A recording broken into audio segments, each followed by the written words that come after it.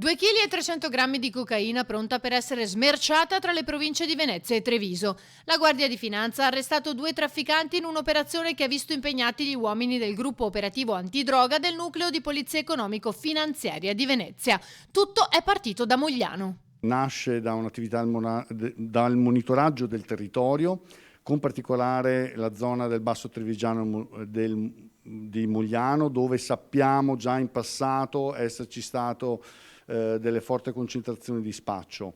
Peraltro il contesto è particolare perché ci sono state anche segnalazioni con tanto di buco fotografico da parte dei cittadini, dei residenti della zona, che hanno segnalato alle forze dell'ordine la presenza di questi spacciatori. La zona è quella di prossimità rispetto agli istituti scolastici, non abbiamo evidenze che spacciassero direttamente lì, però insomma sicuramente il contesto è particolarmente delicato.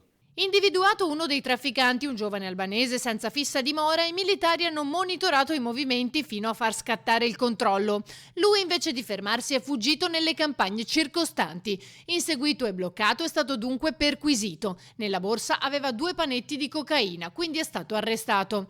La perquisizione si è poi estesa ai 2 appartamenti in cui il pusher si recava nei giorni precedenti e lì è stato trovato anche il suo complice connazionale. Abbiamo sottratto dal mercato e da Piazza dello Spaccio 2 importanti soggetti che, vista la quantità anche di merce sequestrata, sta a significare che avevano un vasto giro di clientela. Questa droga quanto avrebbe fruttato più o meno sul mercato?